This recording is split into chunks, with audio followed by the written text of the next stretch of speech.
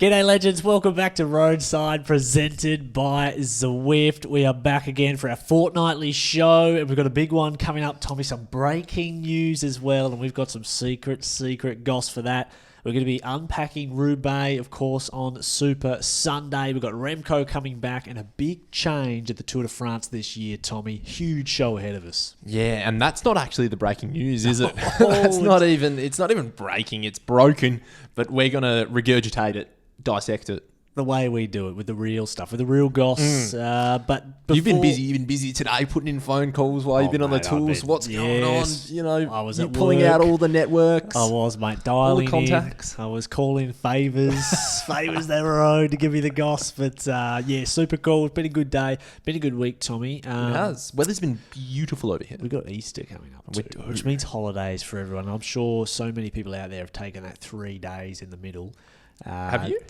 No, I haven't, but I'm lucky. You took 1,000,000 days over summer. You had bike races left, right, centre to go. You needed all that time in lieu. I'm lucky because I get, you work for the wonderful council, you get a couple extra days up your sleeve. So we get every second Friday off, Tommy, as you would know. And the Friday that we get off next fortnight actually lands on Anzac Day. So we get that day off, plus we get the RDO back to go on our bank to use at any time.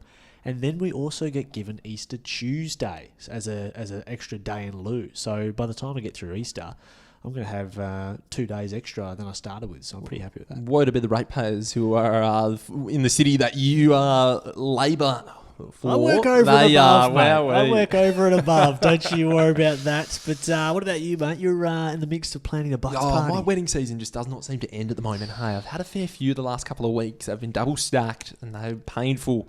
And I've got a very good friend's Bucks coming up.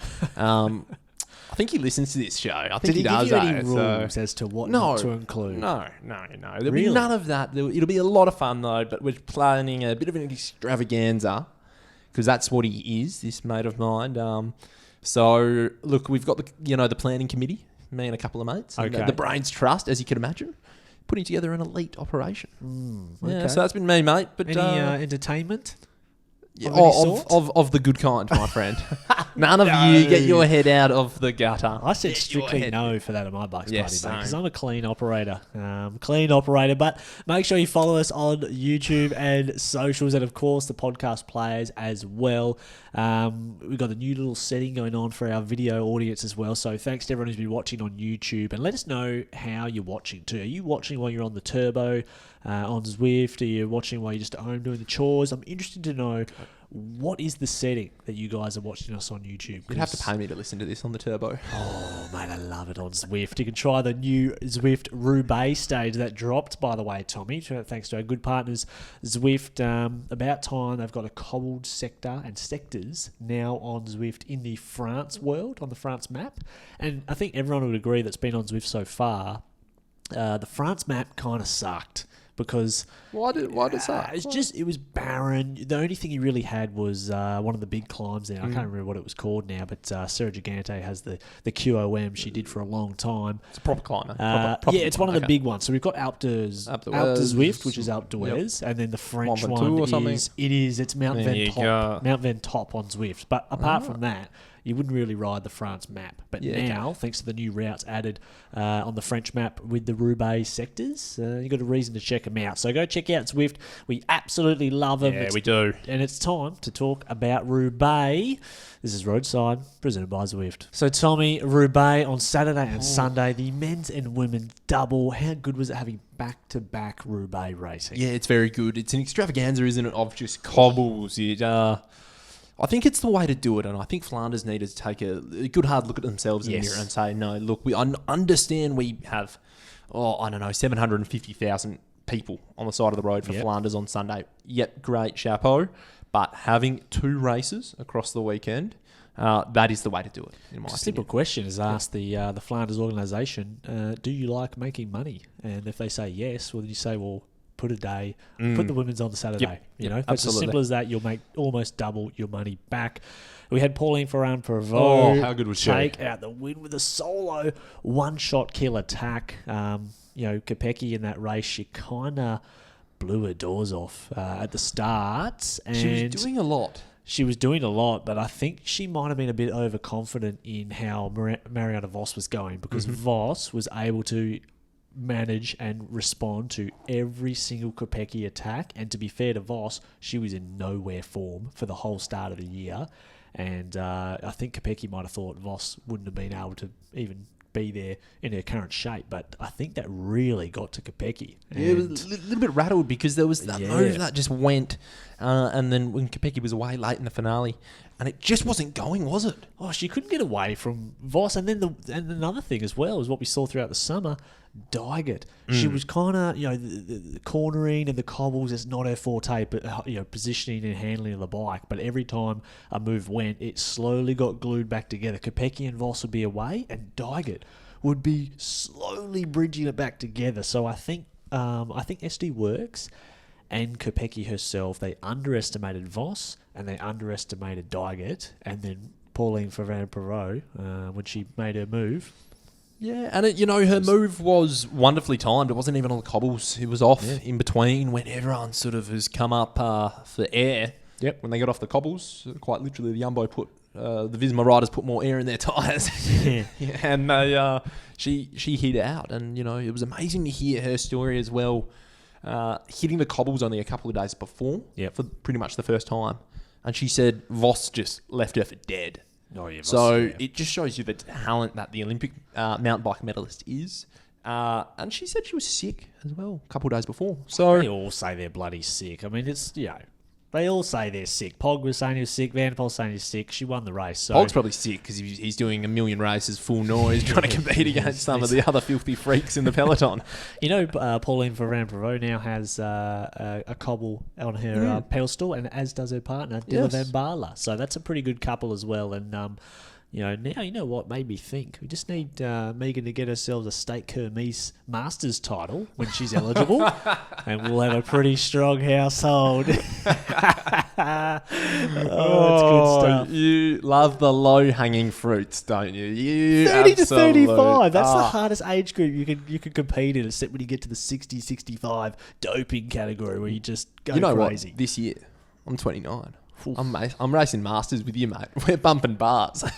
No, only if you can catch me. Now, the men's, Tommy, the men's. It was very big, wasn't it? Mathieu van der Poel, he becomes a three-time champion, doesn't he? Consecutive champion as well. That is incredible. Like, even just, let's take away, we'll talk about the race in a moment, but Van der Poel, to just be available and fit and in form 3 years in a row for your, let's say, his biggest goal of the year, or one of two biggest goals of the year, that's like a testament to him, his professionalism, and also just a testament to his team, and his durability. Because we were talking maybe when we were out riding last Friday about the duel that Cancellara and Tom Boonen had in the classics in Flanders, in Roubaix. But they actually didn't come across each other as much as we thought they did, because they were often injured, or they were having, Tom Boonen was on the old cocaine ban. There were things getting in the way of their big goals. But Van der Poel, he turns up year after year after year in form all the time. So that was wicked to see. And I have to say, how good did Mads look until he punctured? And I feel like we say this every time. He looks brilliant, didn't he? But you've got to take note, and Mads was the first to come away and say, never what if. Yeah. And you've got to, he walked away with a load of class, and I think that was wonderful to see. But my heart went, and my financial position that I had coming into the race just started to teeter towards breaking apart. And there I was, a bit precious on a Sunday night, going, oh no, here we go. I was on the Pedersen train, as you all know. You saw that sprint, mate, in the velodrome. He dusted Wout, he dusted Philipsen, he looked $1 million. He would have won against anyone in that velodrome. He has ridden this season, this spring season, like he wants to win solo, and he just isn't good enough against a fully firing Van der Poel. He can outsprint him, though. He's fast. He just has to get there. He can't wait to see what he can do next year. Yeah. Can't wait to see. He'll be back. Well, let's see him in some of those tough stages in the Giro as well, because there's plenty of stages that he'll have his hands, his mind set on.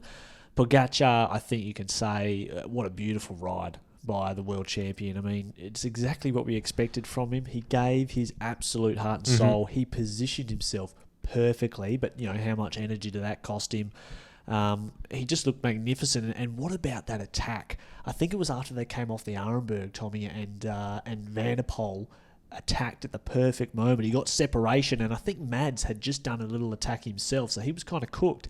And Van der Poel went, and Pogačar looked across to Mads for a second, and he realised, oh no, he's just done a huge turn. Yeah, he's not closing this. Close this. And boy, oh boy, Pog was in a world of hurt closing it, and it was only after that was sort of nullified. He did close it down, to be fair. That's when he was screaming for the pickle juice out of the car. That was panic stations for Pog there. He went deep. Yeah, he did, didn't he? It was great to see. Because it was great to see him on the defensive. Yeah. And it showed you his raw talent. But also, a good bit of play by Mads. Mads did his turn. He just went around. He just looks at Pog and he's like, no, mate. Yeah. Your turn. Yeah. Your turn. Not my turn. He was struggling in the wheel too. Yeah. But you've got to highlight that whole moment of how good Van der Poel was, how good Alpecin de Koenig were through the entire day. We talk about riders having issues. For example, Ghana, first sector, punctures, race is gone because he spent the whole... Wow, he dropped his chain. There you go. He could have had a rider. He needed a rider behind him. Yeah. That's what they've got to do on Roubaix. You've got to have a rider behind your leader so he can give you the bike straight away. That would have revolutionised his whole race. Instead, he's out the arse.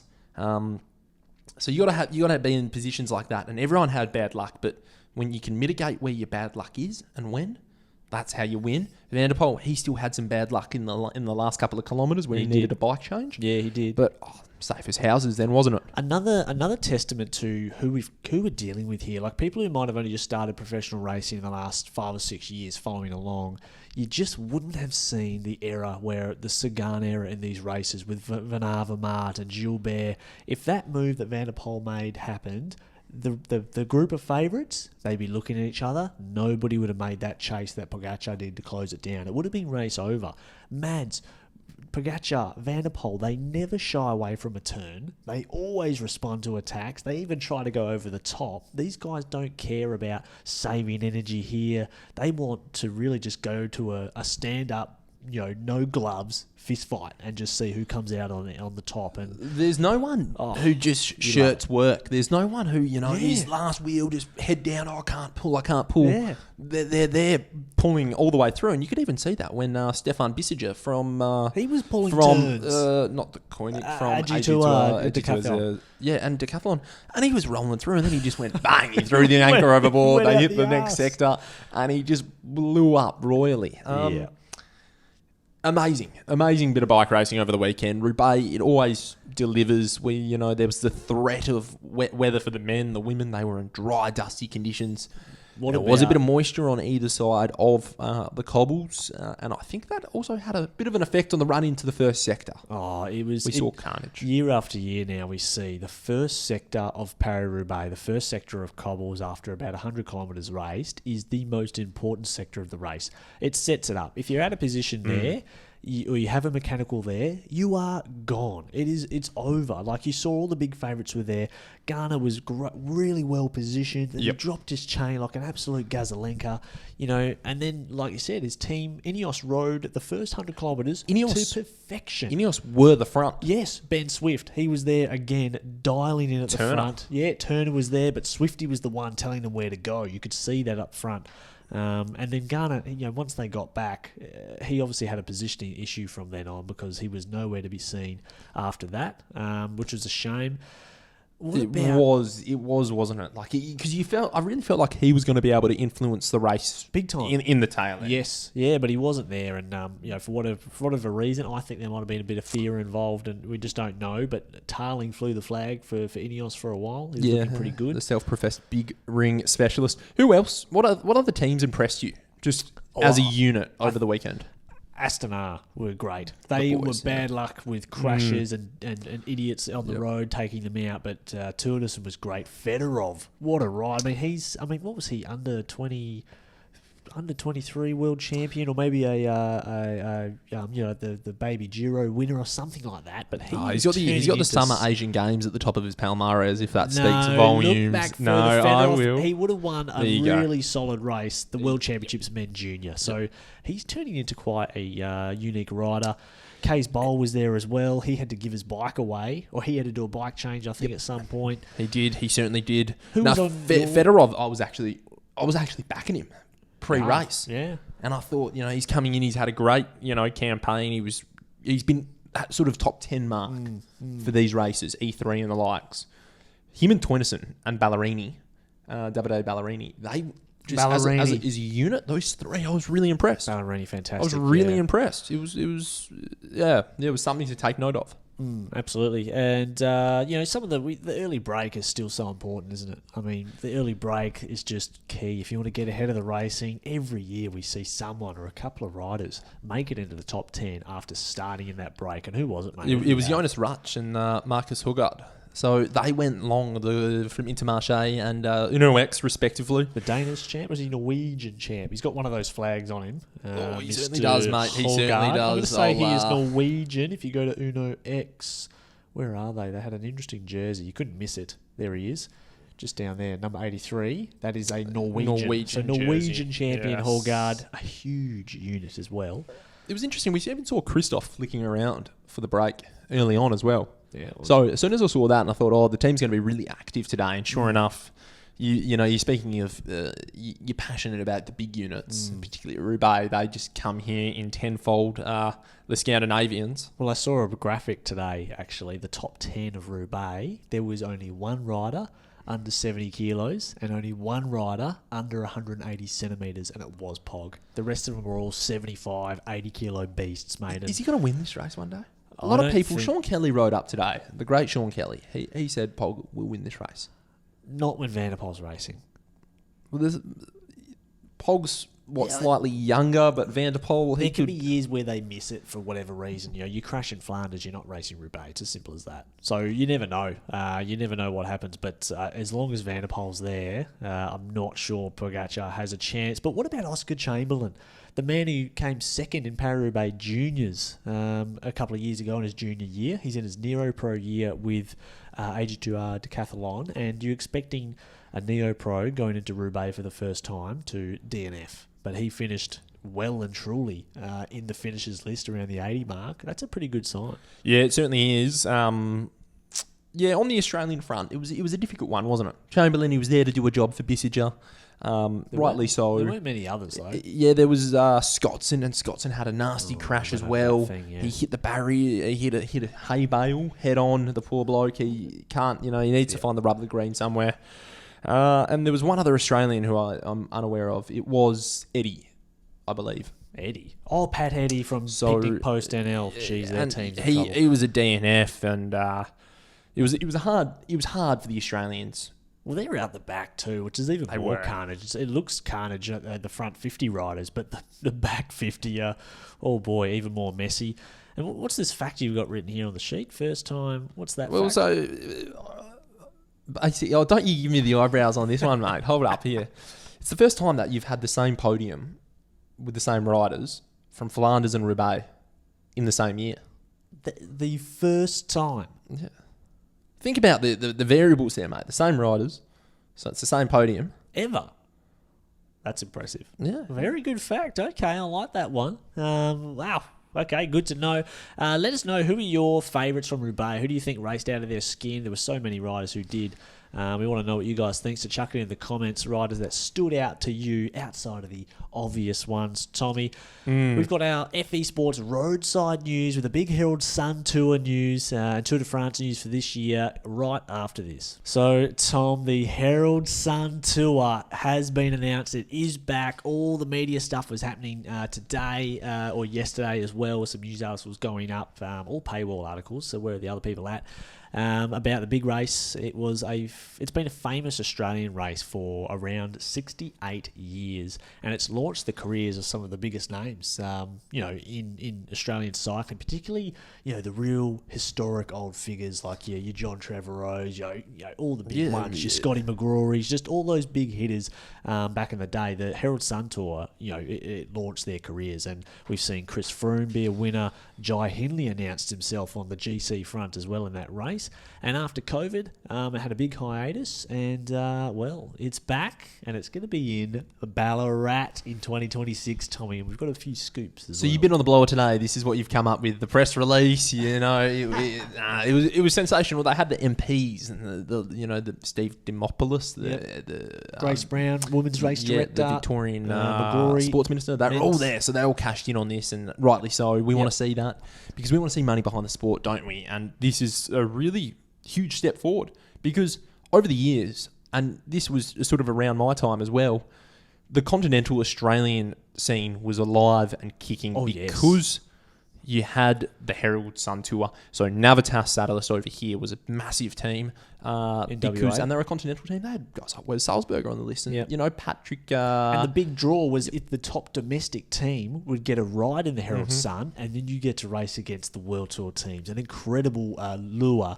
And I know for a fact the great man, Agostino Giramondo, who's the director of the Herald Sun Tour, the great man, he has, he's told me over the last 2 years, 2023 and 2024, it was one tick box away from going ahead. So this is a race committee at the Herald Sun Tour that have been on a thread to get it over the line. It's been almost there 2 years in a row, and now it's finally confirmed, which is just fantastic. And we're going to talk about this a little bit later. Because we'll discuss the Australian calendar, because we've got we've got some interesting goss to talk about and some things that will be relevant when we come around to the summer in 2026. But more of our FE Sports Roadside news, which I think I forgot to say. That's what this is. Remco, he returns after a big layout. He got hit by a car, I think. He got doored in the off-season. He did by a van. Yeah, by a van. It really messed up his shoulder. He posted an emotional Instagram post today, just really saying how hard the return was. And he's had some pretty big comebacks already, because he's had some nasty crashes. Of course, the one where he fell off the bridge. He's had he's had a number of them now, and this one was obviously very hard to come back with. Where's he returning to? What races? Brabantse-Peel. Wonderful. Yep, that's this Friday. And I tell you what, it's a race that he can win, because Remco doesn't come back out of shape. He comes back in form, and he'll want to put down a statement and put down the phone with his celebration. Yeah, it certainly will. He's one of the biggest names in the sport. See what he can do, particularly with the Ardennes kicking off on Sunday with Amstel Gold. So he's going to be flying. He will be flying. I think he wins Brabantse-Peel easily with a solo.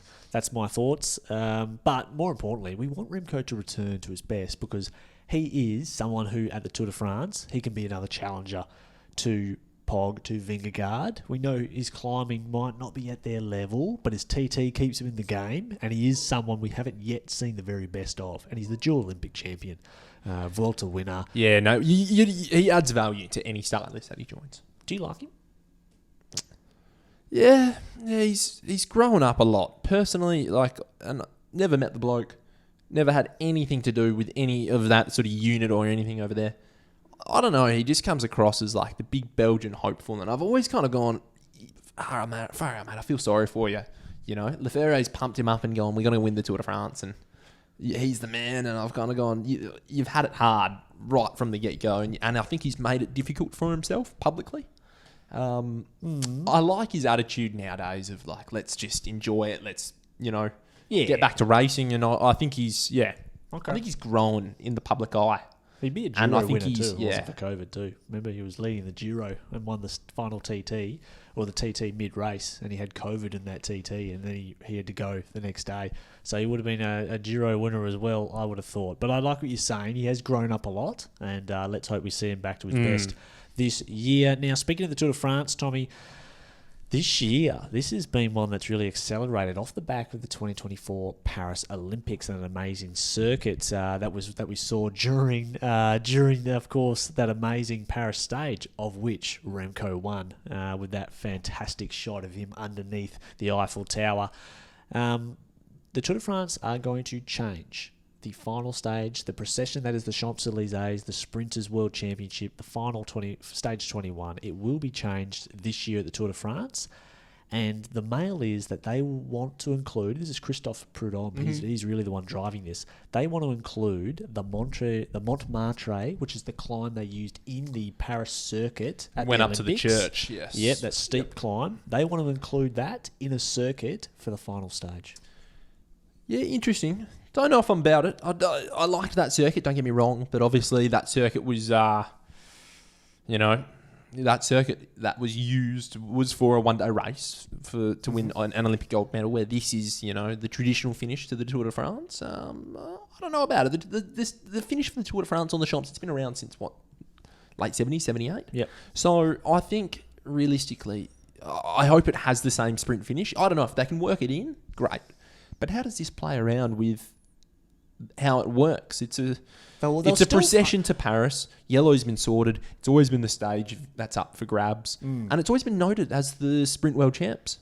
I think it's up in the air where the finish will be, but I understand that it's still going to be finishing on the Champs-Élysées, but the Montmartre climb, multiple succession laps is going to be using on that, so we might see reduced bunch finish, and it's still up in the air, Tom, whether or not the actual final classification will be influenced by the final stage. Picture this, mate. You've spent 20 days on the saddle just grovelling. You've had a few opportunities woven in between at the start, maybe in between the Dolomites and not the Dolomites, the Alps and the Pyrenees rather. Maybe you've flirted with the Central Massif and you've survived a few transition stages. Yeah, and you go, wonderful, Paris. You're an 88 keg heavy hitter sprinter. So you have grovelled your way to Paris, only for Prudhomme to put a little climb in there that Van der Poel and Wout van Aert are just going to light it up and just torch you. And there goes your opportunity, your chance to win on the biggest stage of them all as a sprinter. I don't like it. Got to mix it up. You got to mix up, but the GC element, there is still up in the air whether or not the final classification will actually be counted and timed on the final stage. They may neutralise it and just make it a bit of a free-for-all stage and not have the. Do you know what the ruling is? Do you know what the ruling is? Like the general's still technically up for grabs. Yeah, I know that. It's just a bit of a. It's also just too difficult to influence anything. Really. What if there's a big bingle halfway down the page? Anyway, we get the flapping arms of Tony Martin flapping the bunch to come down. Now, Grand Tours are on Grand racing. Tour. Yep. Watch, Tommy, because 24 days from today, which is Tuesday recording, day before it gets released every second Wednesday, 24 days until the Giro d'Italia is beginning in Durazzo. Tommy, wherever that is in Italy, near the boot. And we've got pretty much Roglic, we've got Van Aert, we've got Adam Yates, Ayuso. It's really the Ayuso-Roglic GC show, but we're going to see the likes of Thomas Pidcock on the start line, El Jaguar, Carapaz will be there as well, and all the sprinters. That's going to be fantastic. And there's a TT on the second stage. Yeah, there is. 13.7 kilometres with a little hill in it. That's going to be interesting. Bring it on. I'm ready for it. Looking forward to that. Giro. We will be doing Giro coverage. We yet to be finalised. Quite finalised what we're going to do, but we do want to be doing more than... we're going to try and get a few episodes in. Yeah, we're going to pick and choose our battles. Yep. People. If you what you want to see as well, if you want to see something in particular, let us know. Yeah, because we're going to apply some time. We're going to make some sacrifices to our daily life for the Giro, at least for the first week or around. Relevant partners will hate it. They will, but they love us eternally. Robbie, Tommy.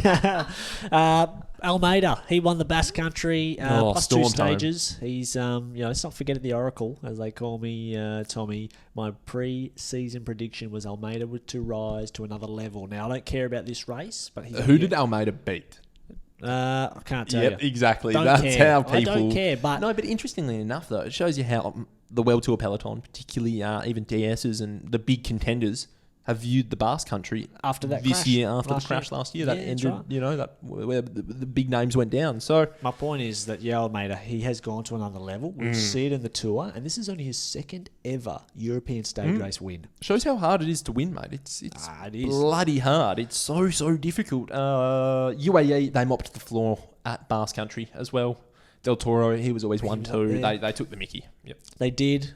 Speaking of winning, 7 wins now for our man Brady Gilmore as he takes the GC of the Circuit des Ardennes plus a stage. Recently, he takes his second GC win of the year. He's got 5 stage wins to his name. And if that doesn't say it's time for promotion, Israel Premier Tech, and you have to delete one of your riders from the roster, nothing will, because he has delivered everything in spades. And I think I saw something today that he's doing Brabant Papil, and I think that is a parkour that he will like. Oh, fascinating. I'll be really keen to see how he goes on that. I'll tune in. That'll be my Friday night. Yep. The King from Kalgoorlie, just all you can do in that position that he's come into as an older rider on a Conti team is to win. That's it. You win, you get given an opportunity. He's done that. He's done so much hard work over summer. And he's just grabbing his opportunity with both hands. Wonderful to see. And this is the thing, okay. He's ranked third, right, for most wins this year in the men's racing. So he's got 7 wins, and the most, including his GC victory, the most amount of wins so far goes to this guy called Hamza and Tim Merlier, who are on 8 wins respectively, right? There are so many riders who are so strong, right? Young riders up and coming. They're super strong. They can climb and they can roller. But can they actually win stages? This is the thing that makes Brady such a attractive rider to teams, because he can win. He's got the sprint. That is the difference. He's got the engine to compete and be there in finales. There's hundreds of riders under the age of 23 who can be there in a finale for a hard race like the Circuit des Ardennes. But they can't win because they can't sprint out of a paper bag. Brady's got 1,500 watts more under the hood, and that's the reason why he's got wins so far, and he really should be elevated by now. He's also got the testament to be able to go away and just ride the front if need be. He loves the team sport, and he certainly buys into that team mentality. He does. Now, Paul Magnier, he has... your man. My man, my classics rider to watch before he crashed. He re-signs with Quickstep until 2027. How much? He has been one of the most spoken about young classic riders to come through. He's French. We know Lefebvre. He loves the Euro riders. He snaggles them up cheap.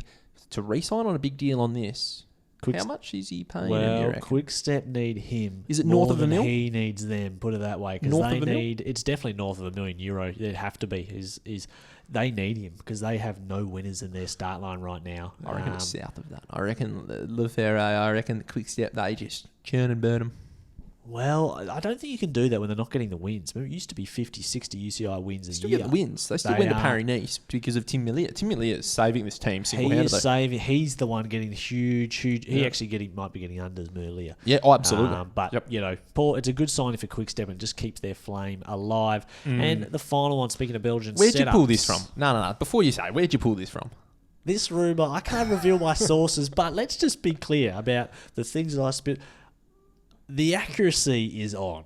My accuracy is good. I don't think that can be denied. That's until someone says, I'll be riding along and someone will yell and abuse me, and someone will be keeping a receipt for you or me. I'll keep my own receipts, but I have not been wrong just yet. Let's think about Almeida. He's risen to another level. We've already seen it. He's already beaten Vingegaard at one stage, and he'll do very well on the Tour. Hold up. He won Basque Country against nobody. More than that, look at his season. He's had a really good season. He's gone to another level. No, for Almeida to go to another level, he needs to win the Giro. Okay. Well, he's not going to the Giro, but... Or the Tour. That's not what I said. He'll be there in the final group. When there's Pog and Vingegaard, Almeida will be there. No one else. So you're saying he's going to be third at the Tour de France He will be the third man. He'll be there to help Vingegaard. You may lose GC positions because of that. He's a support rider. He's superseding Adam Yates' role, basically. Yes. That's what I'm saying. Okay. Paul Magnier, I said he'd be the classics rider to watch of the season. He's obviously done that so far this year. Florian Vermeesch, the rider on the form of his life, and we saw him at Roubaix, mentioned last week. Missed the podium. Mate.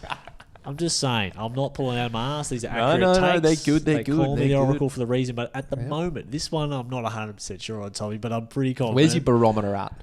This is a 70% yes. Alpecin are looking for a new sponsor because De Koenig have pulled their sponsorship for the end of this year, saying thank you. It was a good ride. They've reached the heights cycling has to offer. The rumour is that Lotus, the motor vehicle company, the beautiful Lotus Elise, is their sort of sports car of choice. Lotus could be the new sponsor of Alpecin, and they would make their team name Alpecin Lotus. And I think there's something in Van der Poel's birthday just the other day when he was posted a picture of him eating a cake, a delicious cake, by the way. Yeah, you have some, did you? No, it looked good, at a restaurant. And they posted a picture of him with the cake. The cake was a Biscoff Lotus. Lotus is the brand that makes Biscoff, a flavoured cake. And I just think that was a little nod to Lotus being the new sponsor of Alpecin, a little Easter egg. So watch this space. But if they were going to announce a new sponsor, Tom, when would that be? For them, it would probably be in the lead up to the Tour de France. They've got Philipsen, they've got Van der Poel. They'll take them to the Tour this year. It'll be around just before the Tour de France. So we've seen most recently a lot of the teams, they've actually changed when they have announced stuff, when they've brought in products. It always just used to be at the start of the year or something like that. Well, maybe not products, but sponsors. Contracts used to run from calendar year. Yep. And now they're a bit more cluey. They've realised, let's get people on until, or bring them on board before the Tour. That's because you get that sugar hit, you get that instant, you're straight away into that Tour de France scenario as the sponsor. The marketing comms teams there, and the partnership teams, they're greasing up the sponsors already. They're getting a taste, 1, 2, 3 years of that. And then there's also if the contracts run out before the Tour de France, then they go, hey, you're not going to be at the Tour this year. You're not going to get that exposure for your company. So for my mind, that is when you would look to introduce a new title sponsor. Well, let's take a look at the Giro and let's see if we can just cast our eyes through the media and images we see online. Do we see any of the VIP cars featuring some Lotus staff members getting wined and dined throughout the Giro? Because that could be happening. It could give us the clue. A little appetizer, isn't it? That is Lotus. And, Van der Poel might have to put that Lamborghini he keeps driving around back in the shed because Lotus, I'm sure, will have a nice supercar for him. FE Sports, Tommy, they are our great partner. Yes, we love for them. 2025. So many good treats. I'm loving Mama Jean. Where we're sitting right here, we've got Wahoo products on this side of the wall, Wahoo products behind us in terms of bikes and gear. You've got your new power meter on your Majin. Yeah, love it. You kept saying it was reading low the other day on the ride. And I looked across, saw 150 watts. I thought, gee, mate, you might be happy with that. So do your calibrations, Tom. I haven't calibrated since I put it on. I haven't. You've got to calibrate because it takes into account the temperature, which is the big factor, really, when you're looking at anything that could disturb the wattages. Yeah, it doesn't matter so much when you're sort of sitting south of 150 watts like you might be doing, Tommy. No, it's good. The Majin Power Meter is such a value proposition. But they've launched a new product, one of their FE Sports brands, Wahoo. Not only have they launched the Bolt and the Roam, but they've added a radar to their product range. And so far, GP Llama is doing the testing on it. And I would wait to GP Llama puts out. What's GP Llama? Shane Miller. He's the man for tech. If you want to see if a product works, you watch GP Llama's videos on YouTube. Yeah, okay. So he's the tech guru. I'm not. He's the tech man, though. Before you go, if you're wondering about the Majin, watch GP Llama's video, and you'll be sold. So the radar, another great product, of course, because everything Wahoo touch is. I'm gold. literally getting an order in for one of these bolts. Dead set. Magnificent. Well, mate, we spoke about it earlier. It was fresh at the top of the table of our news segment. It's going to be front page news tomorrow in the Herald Sun. Aggie will have it. He'll have the big spread, won't he? Herald Sun cycling, born again. He will. I love to see it. I hope to see it. Yep. The Australian calendar, mate, it's up for discussion at the moment. Not just with us, but with the heads of state. The Australian calendar with the rejuvenation of the Herald Sun Tour. Now, you have some mail on when that will be. There's mail, and I think the context should be given that when the Nationals secured the 3-year deal in Western Australia for Perth, and the greatest Nationals we've ever seen in 20 years, of course, starting this year, there were discussions about, okay, it's moving to Perth after 17 years in Ballarat. Where does it go in January? Because they've got to factor in riders coming across the Tour Down Under, riders coming back from Europe, Christmas, holidays. There were actually internal discussions that Nationals could be moved after Tour Down Under and even other races added in. So it was up in the air until it was locked in. So at the moment, the current format is we have nationals to kick off the year. The riders then go to Tour Down Under. Then we have Cadel Evans Gradation Road Race. And for 2026, the mail is that the Herald Sun Tour is a chance. And at the moment, the date looks like it will be after Cadel's. Well, that's completely logical because Cadel's, as what we're aware, is the one race which can't really be moved. Yes. And you've got to take a step back and look at the bigger picture, which with Cadel's, you're dealing with the Victorian government. The Victorian government, they're up to their eyeballs in money with the Australian Open. Yeah, which is so huge. that is one of their biggest major investments of the year. They move that there, and you've got Cadel's as well, which is kind of the periphery. They run it. It works for the regions. Yeah. But the date that Cadel's can run is not really flexible at all. Precisely. So it makes a lot of sense to be able to try to encourage teams to say, stay around, race Sun Tour. You're just going to be in the one house, the one hotel or whatever it's going to be for another 4 or 5 more days. I imagine there might be a day of rest after Cadel's, and then they'll go straight into Sun Tour, and they'll race Sun Tour for a week, and then you're out of Australia. Now, the mail and the rumours that I'm hearing, mate, and they're just rumours at this stage, Nationals and TDU could be swapped. Is that right? Nationals and so Tour Down Under would kick off the Australian summer potentially. Yep. Wow, oh wow. That, and then Nationals to follow. So we get all the Australian riders who are here to compete in the World Tour race, Tour Down Under. They would all be here. So they would all come to Perth. Yeah, start list basically would be frothing because at the moment there were many Australian riders who, well, actually not many. We had a few, maybe half that decided they weren't going to go because they're going to Tour Down Under or they're staying in Europe. So, but also they might not want to. This was particularly the fact with say Brisbane riders or Sydney riders. They go, "Oh, I don't like the look of the course in Perth.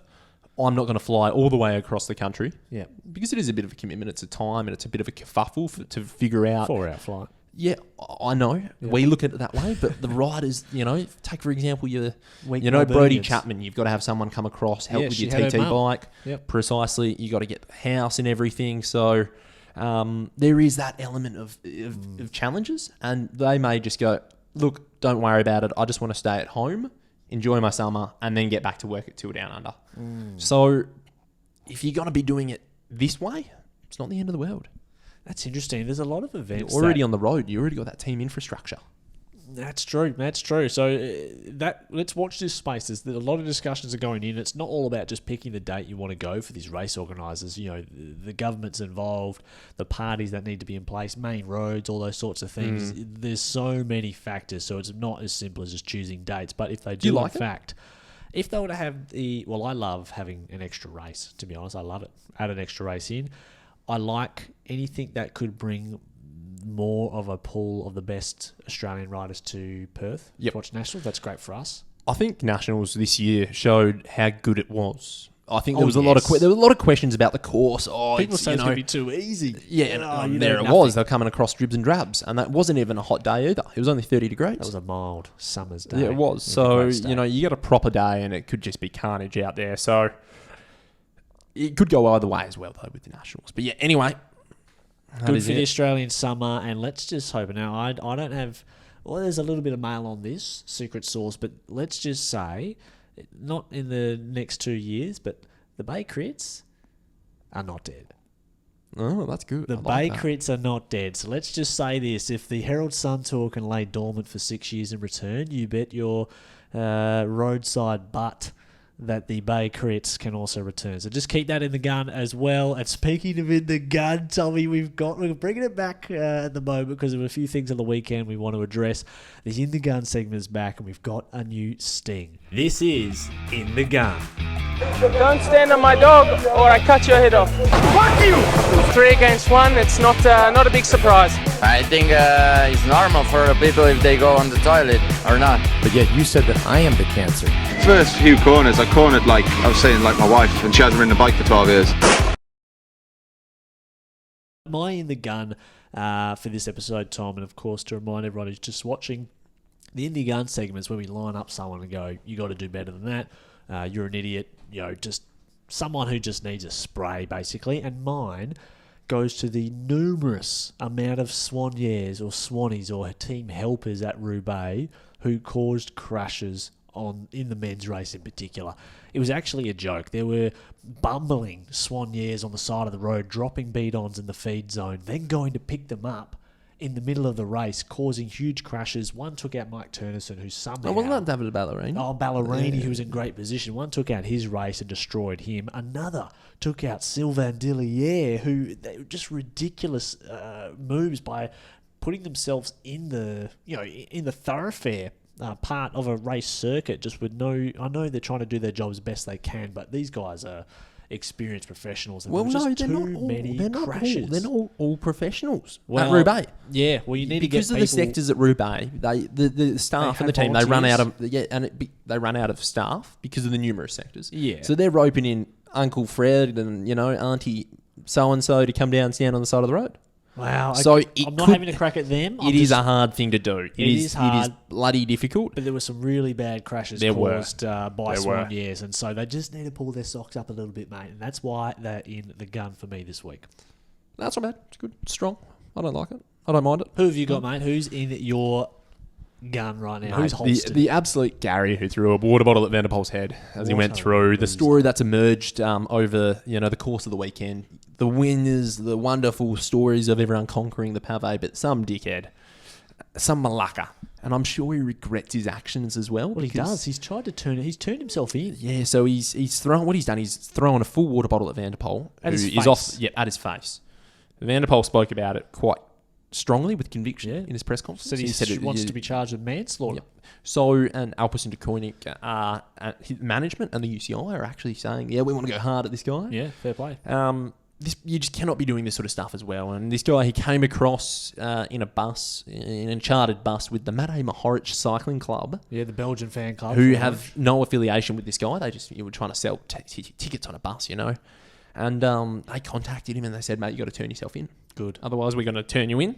So shout out to the Matej Mohoric Cycling Club. I thought nothing good would come out of the Matej Mohoric Cycling Club, but something good has. So what a flog. And seriously, these people, they're the reason why they put fences up and strings up and make these fans access to the race we get to see live further back. In 5 years' time, let's say the bunting on the side of these sectors, they could be 500 metres away because they're trying to limit punters like this influencing and hurting our big stars. So, when you go there, don't be an idiot and don't ruin it for the rest of us, because Tom and I want to get there one day to Roubaix, don't we? We don't want to be standing 5 metres back from Roubaix. We want to be in their grill licking the sweat off Van der Poel's forehead as he goes past. Yeah, you'd be licking his lotus. Oh, it's good. Now, final words, Tommy, as we wrap up on that beautiful, delightful Lotus Biscoff cake. We've got Easter coming up. I want to know, how many kilometres do you plan to do over the Easter break, Tommy? That is entirely dependent on my activities in the evening. It all lingers on that. I think I'm due for a big weekend on the bike. I genuinely am. I've a little bit of a racing coming up. I am keen to get stuck into it while the weather's good. Yourself, are you getting the gravel bike out?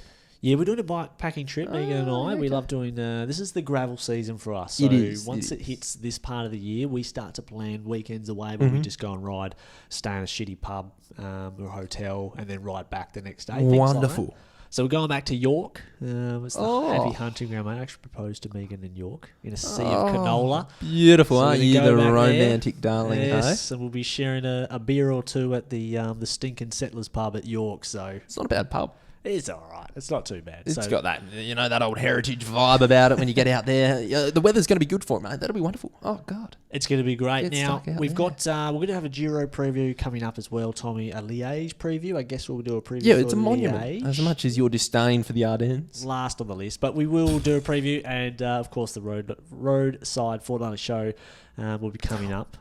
What else? Who wins Amstel Gold this weekend? Haven't looked at the start list, but I'm going to go with my man, Mark Hershey. I'm going to go Tom Pidcock. Oh, I forgot about him. That's so good. Hang it up. Stop the pod.